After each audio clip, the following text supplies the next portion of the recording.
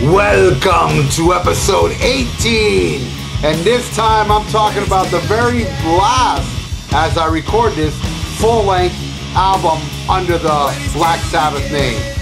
We're going to talk about this week Forbidden, and I only got 15 minutes, so I'm going to squeeze in Forbidden, and, oh boy, the reunion album, man, which means Ozzy is back with Sabbath for this motherfucker. I'll talk about them both. Let's do it.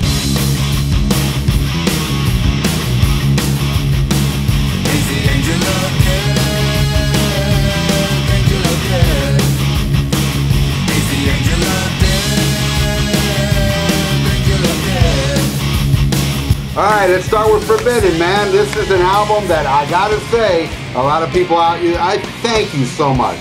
Thank you so much for all the positive feedback. It was a good time getting all that positive feedback because I know I'm going to get a lot of negative feedback when it comes to this album because honestly, I don't like it. This album is like, I don't know, man. You know, the songs aren't bad, but something happened in the mix, man. I'm sure these were really cool live, but there are some gems on here that I'm going to talk about. So let's get started with track 1.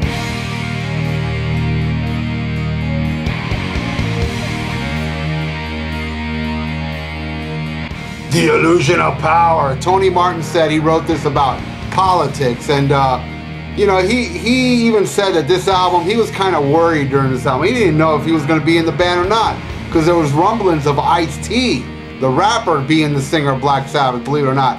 And I know some of you out there going, man, you don't know what you're talking about. Look, man, all my information I get from the book, The Doom Let Loose.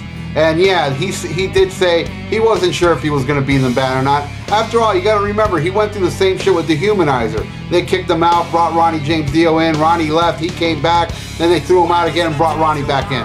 And Ice-T did a guest performance on it, and Ice-T's guitar player produced the album where it was supposed to be Ice-T, but then somehow Ice-T said, look, I can't do it, but get my guitar player, Ernie C from Body Count, to produce it. And that's what happened. Tony Iommi went backstage at a Body Count concert, talked to Ernie C and Ice-T saying he wanted to do something with them, and that's how it all started. So that is track 1. Now, what do I think about this song? I think that if you like it, man, then you got an illusion of a good song. Haha, I don't like it.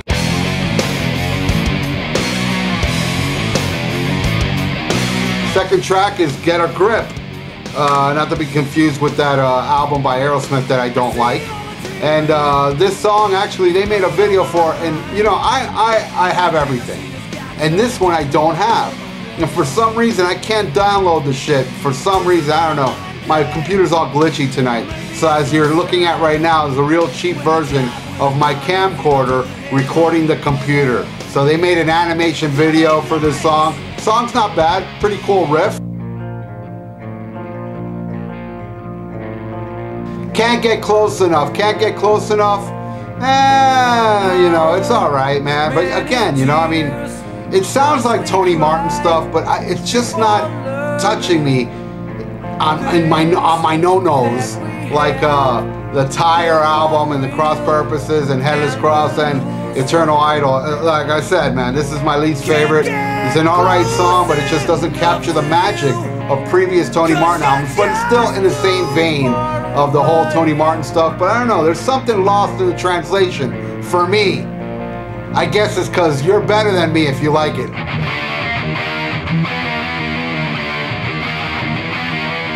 Shaking Off the Chains, Shaking Off the Chains. Again, you know, a song like that, whatever. But the story behind it is that they were trying to shake off the, you know, Black Sabbath was put in a box, and they were trying to, like, you know, it was 1995. Heavy metal is a bad word. So they were just trying to do something different out of the box. And that's kind of what this song's about. It's about, you know, hey, man, we're shaking it, man.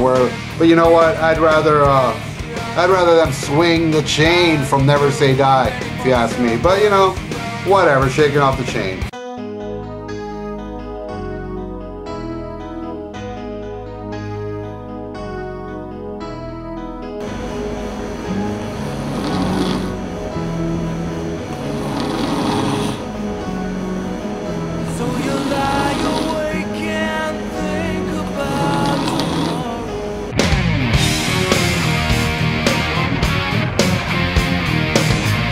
Guilty as hell, guilty as hell. You're better than me.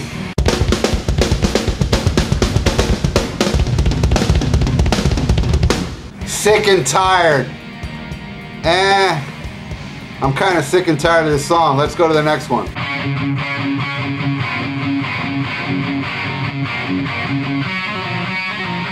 Rusty Angels. Now we're getting somewhere. I actually like this song, even though it's kind of poppy, man. Kind of, dare I say, hair bandish in the era of grunge, you know. But I love this song. It's actually a hidden gem on here, man. Great song, Rusty Angels, and it's about, Tony Martin said he saw like a kind of like a graveyard of airplanes. There was a bunch of airplanes, though they weren't rusty, but you know, they were metal and they weren't flying anymore. And that's pretty much what this song's about a graveyard of airplanes.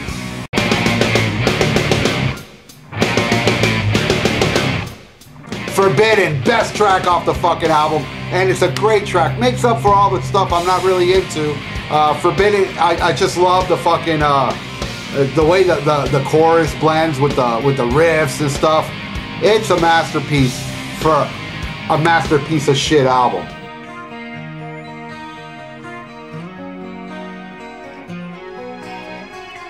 Kiss of Death. Kiss of Death, it's not bad. You know, actually, this album ends on a good note. Starts really rocky. You know, I don't really hate it as much as it's coming off on here. I don't think it's a bad album. I do listen to it from time to time. I just don't think it's something to, like, you know, fawn over. I know a lot of people out there love this fucking album, and Tony Martin himself said people have told him that this is the best album he's ever done with Sabbath. And he's like, what? And I'm like, what? And that's, you know, that's pretty much it. But anyway, and then there is a bonus track.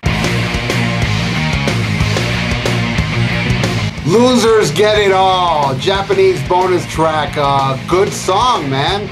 Don't know why they left it off this album. They could have replaced 3 or 4 on here that I'm not too crazy about. But let me just explain something about this album, okay? I know I'm coming off harsh, but the truth is that this is an album that has good songs. I just feel like there's something missing with them. But like Fallen Angel, Forbidden, and Kiss of Death, those 3 songs, I think if the rest of the album was kind of like had that oomph to it, you know, I would appreciate it more. But I'm sorry to say that this is not an album I actually like that much. You know what? In your defense, Forbidden fans, I never really listened to it that much. So maybe I should listen to it more and let it sink in more. I remember the first time I heard it, I didn't like it. I remember when it like 2 months, just listened to it like, you know, a few times a week, and it just didn't grab me, man. So, and now I rediscovered it. I've been playing it like for the past couple days so I can get reacquainted to do this review. And it's still not grabbing me, man. But the last 3 songs are great, and the bonus track is great. And that's it for Forbidden. Now, what your mom's been waiting for, the return of the original Black Sabbath, motherfucker.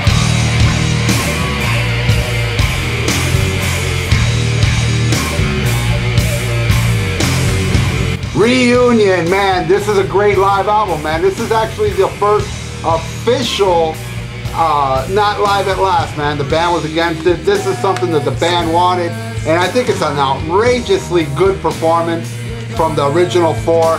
Let me touch upon before this was made. Black Sabbath did reunite before this, but without Bill Ward. And they had that Mike Borden guy from Faith No More, and I went to that show because I never got to see the original Sabbath. So this was the closest I was getting. The closest I got before that was the No Rest for the Wicked tour when I saw Ozzy and Geezer.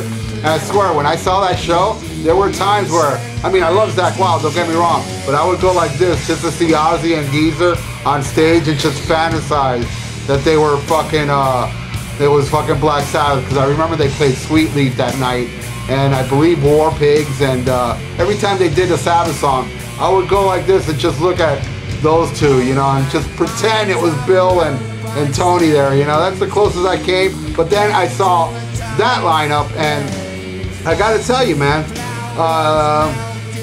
it sucked. Without Bill Ward, there's no Sabbath, man. I know the guy's a good drummer and stuff, but I don't know, he sounded off to me.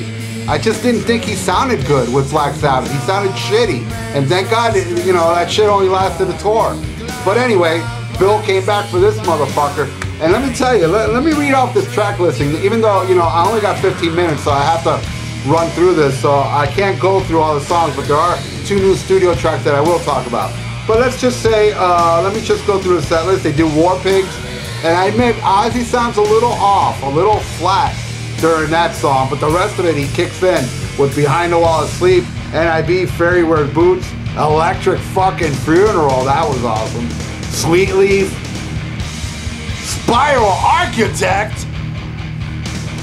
Sabbath Bloody Sabbath, Orchid, Lord of the World. Lord of the World is a song that I believe they never played till this night. Correct me if I'm wrong. Black Sabbath, the song that all you Ozzy haters, I need to remind you, he wrote the lyrics for it. You want to challenge me, you fucking prick? You want to challenge me on that? Go back to episode 1. It'll shut your ass up if you haven't seen it. Ozzy did write it. Anyway, and Children of the Grave, my favorite Black Sabbath song, Iron Man, Paranoid, and the last 2 studio tracks. Let me touch upon these motherfuckers.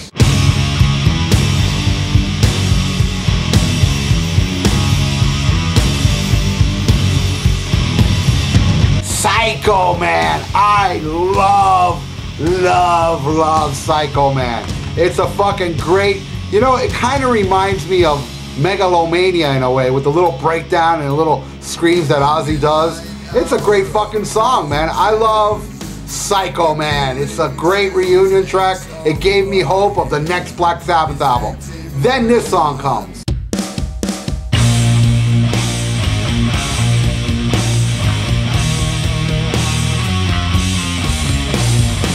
I gotta be honest with you, man. Selling My Soul didn't sell it to me, man. I don't know what it is about the song. It's not horrible, but you know, it's hard for me to say anything by the original Sabbath is horrible because I'm brainwashed, man. She's Gone is not as horrible I said as it was. And oh fuck, man. Breakout, yeah. Shit. That shit sucked. But anyway, Selling My Soul is better than those songs. It's not that bad. Okay, that's the end of my review, but there is one more song I want to talk about.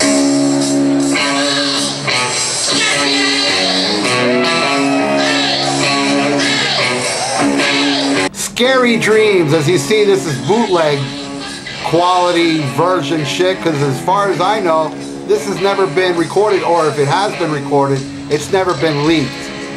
It's a cool little freaky number, kind of, you know, simplistic little riff. It doesn't blow my mind, really. It's not a song that, like, really, you know, crushes me, but, you know, the solo fucking rules. I love the solo. It gave me hope. I was like, well, maybe this is one of the songs that, you know, be kind of like not a big tune off the next album, but unfortunately, that album never happened. But we are in October of 2011, and there's a big buzz online that Black Sabbath is back together, but they're keeping it hush-hush, you know? And let's just, man, everybody, let's just hope it happens. Let's hope that Black Sabbath does reunite, because I want another album. Now, I want to speak about a lot of people on Blabbermouth. Every time they mention a little buzz about Black Sabbath happening, a lot of, you know, of course, you know, there's a lot of idiots out there that, you know, that hate. And my favorite thing that a lot of people say is that Black Sabbath shouldn't get back together because it will ruin the legacy. Now, you know, you guys are fucking idiots. What are you talking about, ruin the legacy? You mean if they release a shitty album, Volume 4 is going to be shitty? All those things are still going to rule. Now that I'm done with Black Sabbath, I'm going to keep going, man. It's not like, you know, I'm just going to end with Sabbath. I'm going to end with a lot of Sabbath-related stuff. And even if they were called Heaven and Hell, it's still Black Sabbath to me. So next week, I'm going to touch on the Dio Years CD and The Devil You Know. Yeah. Fucking come all over your dick. Whoa. Fucking come all over your Oh shit, your mom's here. Oh, come. And it sounds like Black Sabbath is here too. Yeah. Shit, I'm gonna go get an autograph. See you next week.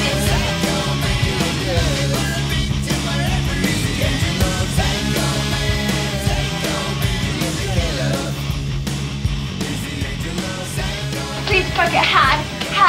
I wanna clocking me. I wanna have fucking perk. Fucking cunt.